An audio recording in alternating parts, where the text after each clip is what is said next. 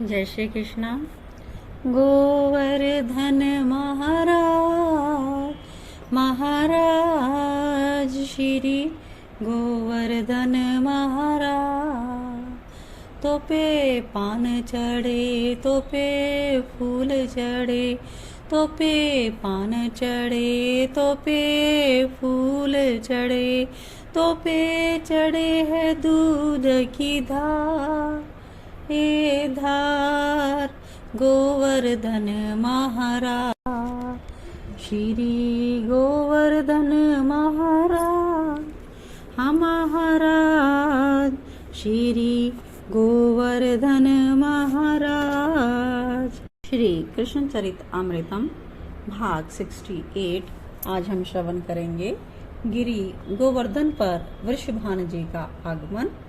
आज वृंदावन यात्रा में आगे श्रवण करते हैं उद्धव जी क्या सुनाते हैं और हरिशरण उपाध्याय जी अपने कृष्ण चरित अमृतम में क्या झांकी प्रस्तुत करते हैं। प्रभु की लीलाओं का वर्णन हो रहा है। कृपया आप सभी श्रवण करके आनंद लेते रहें और आनंद के अमृत के समुद्र में सारोबार होते रहें। दिव्य है वृंदावन, अनादि है वृंदावन, सच कहूँ तो वृंदावन का नाम स्मरण भी कोई कर लेना तो श्री कृष्ण का कृपा का भाजन वो प्राणी हो जाता है। वृंदावन ऐसा कोई पुकारे भी तो श्री राधा उसे अपनाकर श्री कृष्ण प्रदान कर देती है। वृंदावन तीर्थ नहीं है तात, ये पुरी भी नहीं है, ये चारों धामों में कहाँ आता है। ये तो नित्य निकुंज है। श्री राधा श्याम सुंदर का यही विहार है। सत्य और प्रेम का यही विहरते हैं आनंद और प्रेम।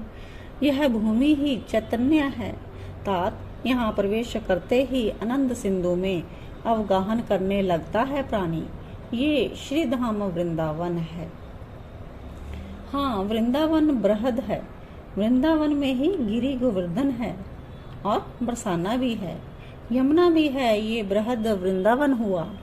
एक वृंदावन है गोष्ठ वृंदावन जो गोचर भूमि है, जहाँ अब गोचारण करेंगे कन्हैया। और एक वृंदावन है सरस वृंदावन, जहाँ प्रेम का रस सदैव बहता रहता है और अपनी प्रिया श्री राधा रानी से प्रेम अलाप में लीन रहते हैं श्याम सुंदर। वृंदावन वृंदावन वृंदावन। 3 बार ऊंची सांस लेते हुए उद्धव ने इन नामों का उच्चारण किया। विदुर गहरे आनंद सिंधु में डूब चुके थे। श्री वृंदावन श्री वृंदावन श्री वृंदावन। आगे क्या सुनाते हैं कि जो वृंदावन के लिए सभी गोकुलवासी आ चुके थे और यमुना के किनारे ही रात्रि में सो गए थे, तो अब उसके आगे श्रवण करते हैं कि ब्रह्म मुहूर्त का समय हो गया है और सब ब्रिजवासी जाग गए हैं। स्नान आदि से शुद्ध होकर संध्या इत्यादि में लग चुके हैं। भगवान नारायण की पूजा अर्चना करके अब ध्यान कर रहे हैं ब्रजराज। कोई गोप स्नान करने जा रहा है यमुना, तो कोई स्नान करके आ गया है। बड़े बड़े नाविक खड़े हैं नावों को लेकर। अब ये सब लोग यमुना पार करेंगे। ब्रजराज ने पूजा अर्चना से निवृत्त होकर ब्रजेश्वरी से कहा, देवी अभी मत जगाना कन्हैया को, क्योंकि पहले गो इत्यादि पार होंगी, इसके बाद नौकाओं का सेतु बनेगा। बैलगाड़ियां उस सेतु से होकर गुजरेंगी, उसमें अभी समय लगेगा। और पर कृष्ण बलराम तो जल क्रीड़ा कर रहे हैं, इनके जगे हुए तो घड़ी भर से भी ज्यादा हो गया। ब्रजरानी ने दिखाया और कई सखाओं के साथ राम कृष्ण जल में खेल रहे हैं। जल क्रीड़ा में उनकी शोभा अलग ही बन रही है। सारी गोपियां भी वहीं आकर खड़ी हो गईं और अपने नयनों को शीतल करने लगी। कन्हैया को देखकर ग्वाले भी अब इधर ही आने लगे अपने प्राण धन कन्हई को देखने। पर हंसते हुए उपनंद जी ने कहा, ग्वालो इधर आओ, उधर मत जाओ, मुझे पता है नंद नंदन को देखने के बाद तुम लोग किसी काम के नहीं रहते, इसलिए इधर आओ। पहले गौओं और वृषभों इनको यमुना के पार पहुंचाओ। उपनंद जी की बात सबने सुनी और चलो चलो गांव को पहुंचाना है परली पार, चलो ये कहते हुए वो ग्वाले यमुना में उतर गए और गायों का आगे किया, उसके पीछे उनके बिछड़ों को। गायें निश्चित होकर जा रही हैं, निर्भर तो गो के बछड़े हैं क्योंकि उनकी माँ उनके आगे है। संभाल कर गौएं यमुना में बहनी नहीं चाहिए। मनसुख जल में कन्हैया के साथ खेलते ही चिल्ला उठा। कन्हैया भी मनसुख की नकल करके चलाए, गौएं यमुना में बहनी नहीं चाहिए। बलभद्र भी चलाए, सखा सब यही बोल के चला रहे हैं। तो कुशल तैराक हैं जो छोटी बछिया है, उसे कंधे में रखकर पार कराया जा रहा है तैराकों के द्वारा।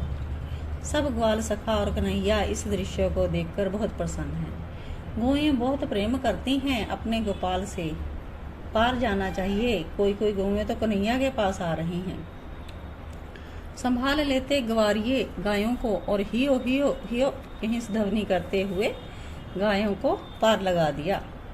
समय लगा पर सारी की सारी गौएं, बच्चे, बछड़े, बैल सब पार हो गए। पार लगते ही ये तो पूंछ उठाकर भागी, उनके पीछे बछड़े उन्मत्त होकर कूद रहे हैं इस भूमि में। तो अब अगला सीन, चलो अब स्वास्थ्य बिगड़ जाएगा लाला, चलो निकलो यमुना से। ब्रजेश्वरी ने डांटा। उसके बाद भी देरी से ही यमुना से निकले ये लोग। अब केश सुखाए लाला के और दाऊ के भी मैया ने सुगंधित तेल लगा दिया, सुंदर वस्त्र धारण कराए। भगवान नारायण की प्रसादी केशर का चंदन माथे पर। कार्तिक मास बीतने वाला है, इसलिए शीतल हवा चल रही। मैया ने काली कामरी आज पहली बार लाला को उड़ाई। मोतियों से जड़ी हुई कामर थी वो जब कन्हैया ने ओढ़ी। तात अद्भुत शोभा लग रही थी उस समय शाम की। गोपियां देख रही इस काली कामर वाले को और इस रूप माधुरी में सब कुछ लुटाने का मन कर रहा है इनका। उधर सेतु का निर्माण करने में सब कुशल कारीगर लग गए और स्वयं ब्रजराज उपनंद भी देख रहे हैं व्यवस्था। नावों को पंक्तिबद्ध करके लगाया, उन्हें रस्सियों से मूंज से कसकर एक दूसरे से बांधा गया। कुछ ही देर में सेतु बनकर तैयार यमुना के ऊपर और उस पर से बैलगाड़ियां निकलने लगी। लोग उसमें बैठ गए। कुछ लोग पैदल ही सेतु से जा रहे हैं, कुछ ग्वाले हैं, मल हैं, वो कूद गए यमुना में और तैरते हुए पार हुए। इस तरह रवि नंदनी यमुना को पार किया गया समस्त ब्रजवासियों द्वारा। चारों ओर जय जयकार हो रही है, श्री वृंदावन धाम की जय। अब चलते चलते सामने गिरि गोवर्धन पर्वत के दर्शन हुए। सभी ब्रजवासियों को उस पर्वत से झरने बह रहे थे और असंख्य मोर नाच रहे। अद्भुत प्रेम की ऊर्जा से भरा हुआ था ये पर्वत। कन्हैया दौड़े, कन्हैया के पीछे दाऊ, फिर सारे ग्वाल बाल दौड़ पड़े उस पर्वत की ओर, पर कोई समझ नहीं पाया। साष्टांग प्रणाम किया था 5 वर्ष के कन्हैया ने उस पर्वत को। तभी एक रथ आकर रुका। वहीं ब्रजवासी देख रहे थे ये रथ किसका, कौन आया। उस रथ से ब्रजराज के परम मित्र वृषभान जी उतरे। बढ़कर अति आनंद से दोनों मित्र गले लगे। हम कहाँ रहे, हमें बताओ हे वृषभान। सूचना तो मैंने आपको भिजवा दी थी, कंस का अत्याचार चरम पर है, इसलिए हमें गोकुल त्यागना पड़ा। आए हैं यहाँ वृंदावन में। अब आप हमें कहाँ बसाओगे ये बताओ। मित्र ब्रजराज, आपका ही है ये वृंदावन। आपको जहाँ सुखपूर्वक रहने की इच्छा हो वहीं रहें।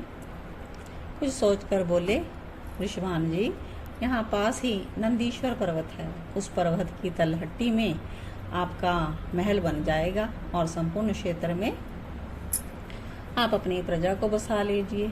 फिर अति प्रसन्न होते हुए वृषभान जी बोले, मैं आपके साथ सदैव हूँ ब्रजराज, आपके शरण में आए हैं हम सब। विनोद में ब्रजराज ने कहा और अपने मित्र को भी हाथ जोड़ा। ये विनोद अच्छा नहीं ब्रजराज, ये कहते हुए वृषभान जी भी हंसे और सबका हालचाल पूछा। तो वृषभान जी का उत्तर था, आप लोगों की प्रतीक्षा में है वो भी और राधा बेटी भी। राधा, आहा, ये नाम कन्हैया ने सुना। राधा, ठीक है भाभी जी, राधा भी ठीक है, 4 वर्ष की हुई है। हाँ, लाला से 1 वर्ष छोटी है, ब्रजरानी ने कहा। और आपका लाला, वृषभान जी ने पूछा। ये रहा। जैसे ही दिखाने लगी लाला, लाला यहीं तो था, एकाएक कहाँ गया, सब ढूंढने लगे। पर कन्हैया तो गोवर्धन पर्वत के नीचे बैठकर आंखें बंद करके राधा राधा राधा इन नामों का बड़े प्रेम से उच्चारण कर रहे थे। जय राधे जया राधे राधे, जय राधे जया श्री राधे।